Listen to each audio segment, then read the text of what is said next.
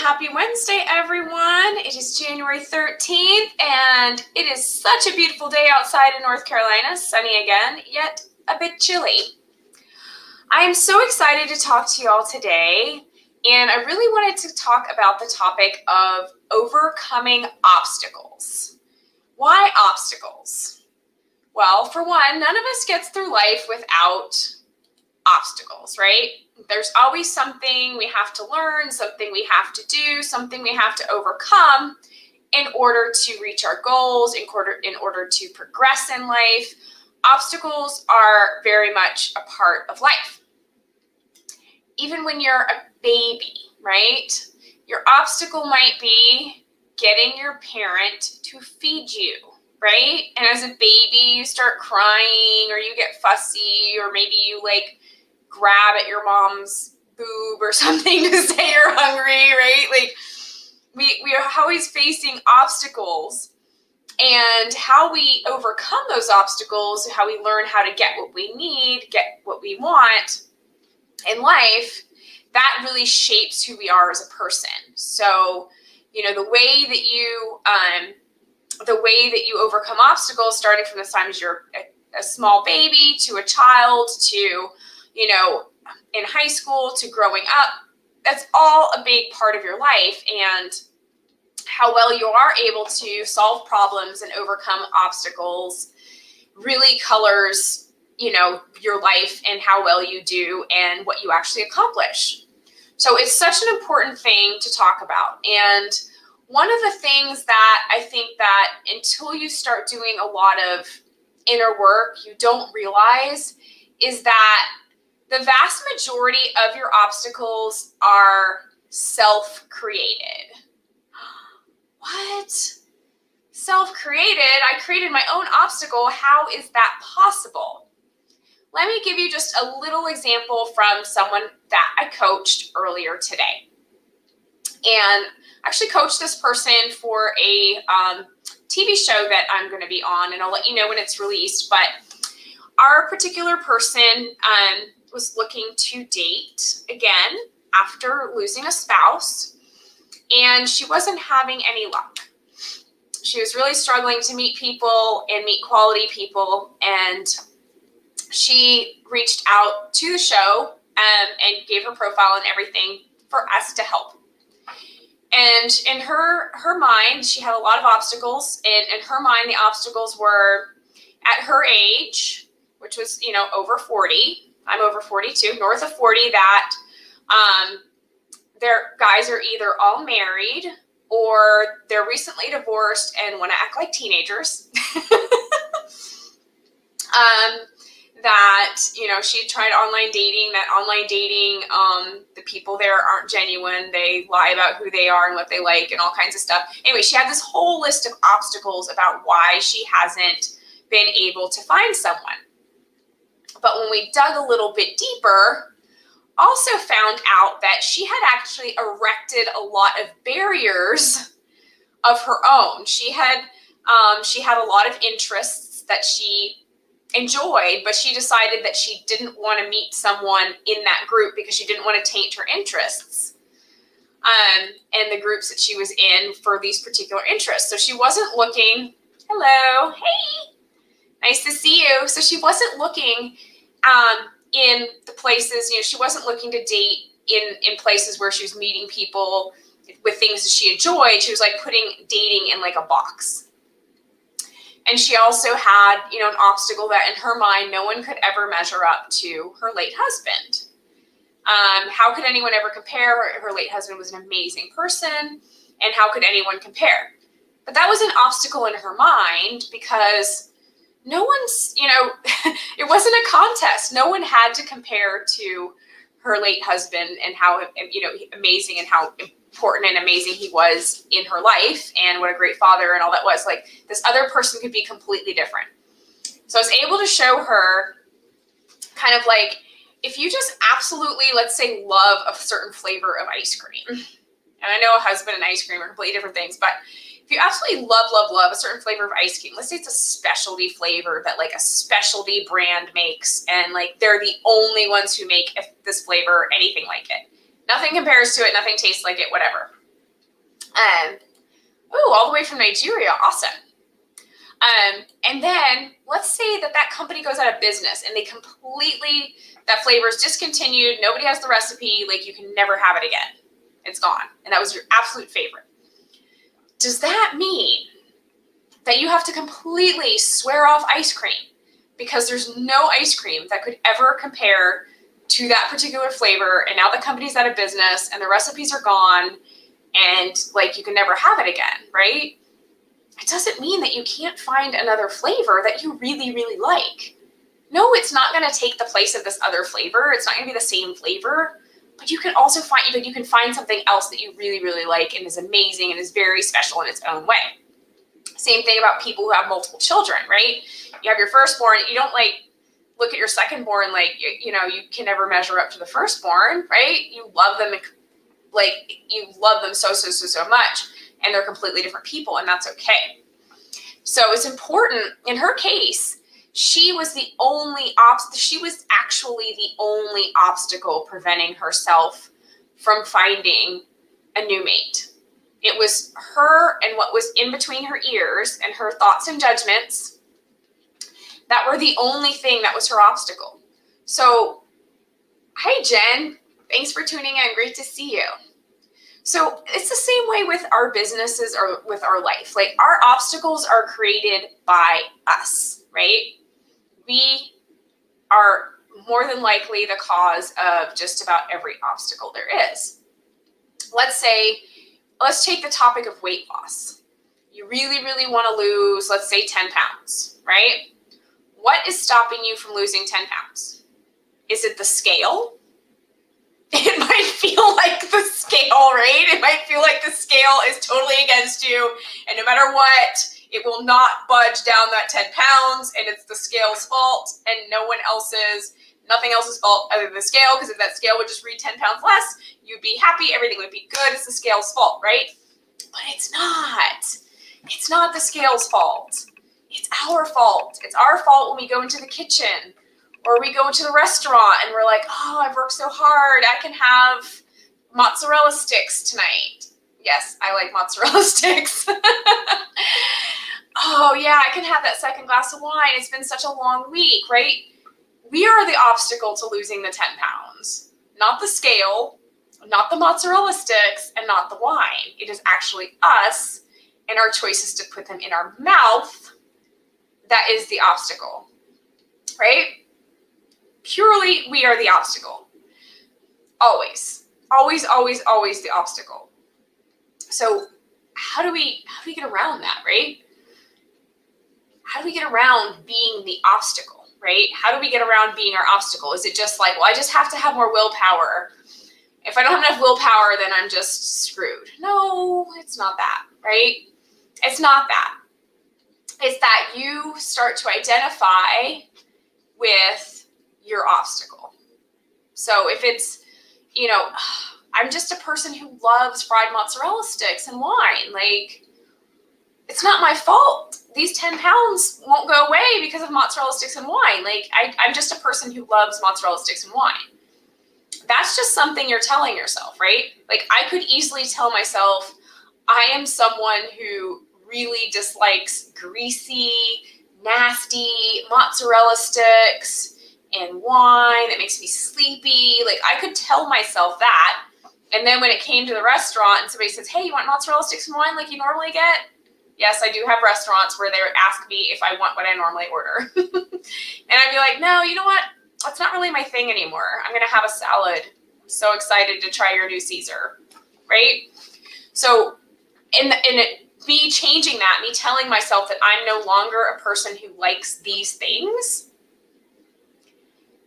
helps me overcome that obstacle, which is self-created, which is the 10 pounds in the example that I'm giving.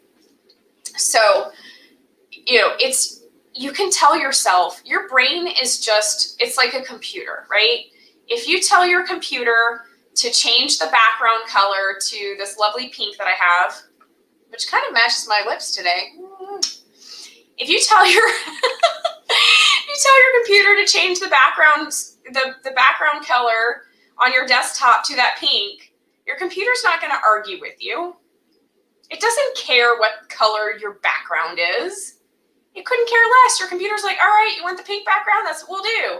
If you want a picture of an elephant, we'll put in a picture of an elephant. Your computer doesn't care, right? Your brain is also just like a computer, right? You tell it, I am a person who loves mozzarella sticks and wine, and it's like, okay, you love mozzarella sticks and wine. And so anytime you go to a restaurant, you pick up the menu, and you see mozzarella sticks and wine, boom, that's what you're ordering, right? You can also tell yourself, I am a person who loves sparkling water and salads. I'm a person who dislikes mozzarella sticks and wine because they're greasy and they make me sleepy and heavy. And then you go to the restaurant and you look at it and you're like, okay, I'm somebody who likes, I'll take a sparkling water and a salad. Just as easy. Your brain doesn't care. It doesn't care. It does whatever you tell it. Whatever you tell it, it likes, it likes. Think about a little kid, right? You know, when you have kids, there's two types of kids, right? There's parents who give their kids like whatever it is they're eating. And so the kid loves everything, right? Like my niece. My niece was like 2 years old and her favorite food was seared ahi. Like she ate sushi. She ate like everything the parents were eating, she ate. Like seriously, seared ahi was her favorite thing to eat when she was 2, 3 years old. And then you have parents who's like, well, I have to get kid food for my kids. So we're going to get chicken fingers and French fries or hot dogs or cheeseburgers. And so those kids grow up and they tell that when somebody says, hey, you want to try sushi? They're like, ew, that's gross. Do you have chicken fingers? All they want is chicken fingers. Doesn't matter they're 20 years old because they've told themselves they only like chicken fingers and French fries and these little limited things, and they've never even had anything else. They don't even know if they like it or not. They just tell themselves, I don't like anything except for these things because this is what my mom and dad fed me, and this is what they told me that, you know, kids eat, and this is what I would like. And so that's their whole experience, and that's what they're limited to, right? So we are our own obstacle. We are our own obstacle, and it's all what we tell ourselves. So if you don't like something in what's going on with you in your life or something in your business, tell yourself something different. Tell yourself, I am a person who does this. I'm a person who gets up at 6 a.m. wide awake and ready to start the day and is energized and is full of life and like vitality and boom. And that's what you're going to be. If you tell yourself, I'm not a morning person, it's so hard for me to wake up before like 11:30. And then I have to have like 3 cups of coffee before I can even start to work. And then about like 1:30, I can do like an hour's worth of work. And then I'm like tired and I need a break. And then I got to be done by like 6 because that's just all I can do. Like if you tell yourself that, then your brain's like, okay, you're a person who can't get up before 11:30, who's going to drag ass all day and not get anything done. So if you are not currently behaving or programming yourself to be the person that you want to be, start telling yourself you're the person who you want to be, the person with the characteristics that it is that you want to change to have. There's a really famous hypnotherapist, and her name's Marissa Peer. She's out of the UK, and she's really cool. She's like one of the ones that got me really interested in hypnotherapy, and I'm actually master certified in hypnotherapy. But she would say, I took this Mind Valley course of hers, and she said, lie, cheat, and steal. So you lie to your brain, cheat your fears, and steal your life back. And she gave a really cool example of a woman who had to get on a plane, and this woman was like causing a commotion, holding up like the boarding because she was just so terrified to get on a plane. She was terrified of flying. She didn't want to fly, but she had to. And so Marissa came over to her, and she basically talked her into just telling herself that she loves flying, and flying is so much fun, and oh my gosh, how cool it is to be able to see the sky, and blah, blah, blah, blah, blah. And she just told her, just keep lying to yourself, right? What does it matter? lie to yourself to get yourself to do the things that are beneficial to you until you believe that. And so she got the woman on the plane, and everybody was clapping, and the woman actually had a great flight. So she said, lie to yourself, cheat your fears, and steal your life back. Think about that with overcoming your obstacles. Think about what obstacles you have in your life right now and how they are created or exasperated by you, and how you can lie to yourself to tell yourself you are the person that knows how to solve this problem. You are the person who has the characteristics that are contrary to somebody who has this problem. Go ahead and cheat your fears. In this case, cheat your obstacle, which is usually your fears holding you back, and steal your life back, right? So that's what I have to say about overcoming obstacles. It sounds so simple. It sounds so simple. But once you dive into it with any situation you can think of, you're like, oh my God. Even a health problem, okay? I know somebody's sitting here going, well, I have a health problem, I have autoimmune, or I have whatever, right? What? You tell yourself every day, I can't do this because of my health problem. I can't do this because of my health problem. Yeah, I'd love to do that, but my health problem. I can't, right? Can't.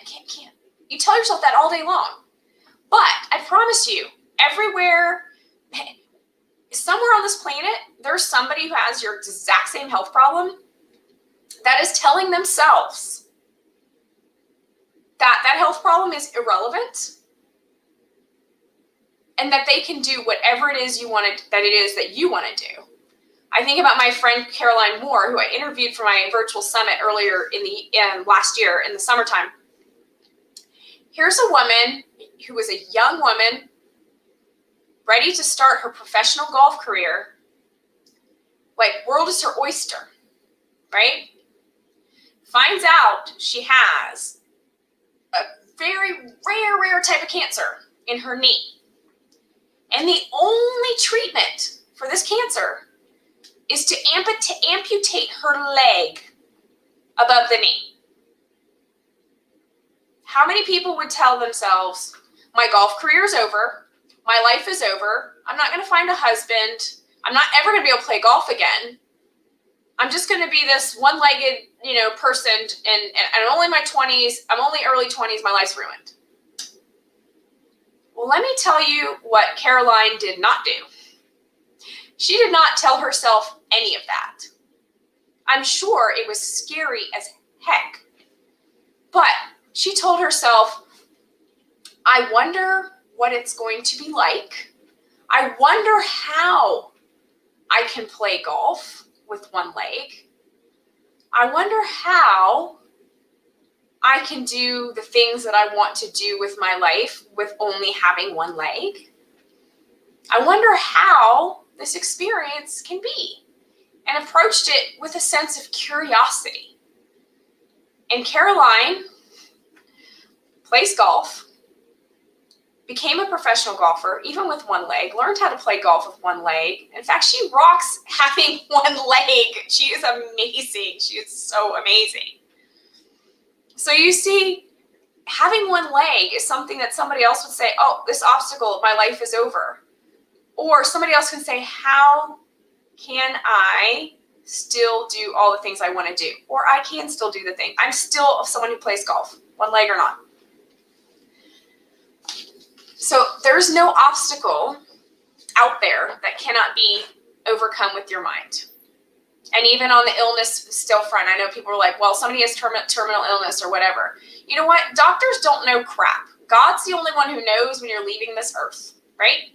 God is the only one who knows. And I know plenty of people who were given terminal diagnosis who are completely well and healed today because they didn't listen to what the doctor said and they changed their outlook on that. told themselves, I'm not somebody who dies from this. I'm a healthy person. I'm a healthy person. And they got their healing. I'm not going to say it's going to work 100% of the time with regard to a terminal illness, but you have a heck of a lot better chance than if you decide you have a terminal illness and start identifying with it. So anyway, that's just a very, very small subsection of obstacles. Most obstacles are absolutely something you can very easily overcome by telling yourself you are a different person, a different type of person, a person with different characteristics than someone who has that sort of obstacle. So try it. What is it that's holding you back today? Are you somebody who's like, I've never made more than X number of dollars per year? How about you tell yourself, I am somebody who makes as much money as I want. I'm somebody who makes 10 times whatever that amount is. Tell yourself that.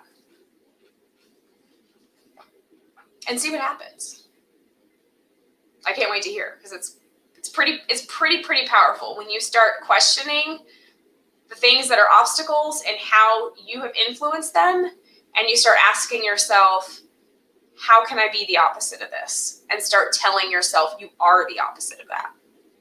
So powerful. Anyway, one of these awesome things that we do in coaching, if you're looking to create the impossible or change who you are or the obstacles that you have, so they're no longer obstacles, text Moon to 90407 and book a call with me and see what it looks like. Marissa, I'm lazy, I'm going to try this. Do it, right? Like, it's only you telling yourself something. You don't even have to get off the sofa to do that. You can just pause Netflix and do it, right? It doesn't take that much. You can totally lie to yourself, cheat your fears, and steal your life back. Do it. It is awesome. You will be like blown away. It's so simple, but it's so effective. So, create your dream life and business with me. Text Moon to 90407 to book a call with me. I actually finally got my new website up, lornamoon.com. You can check that out as well. I look forward to talking to you very soon on your call and seeing how I can help you create what you currently think is impossible in your life. Lots of love and have a great one.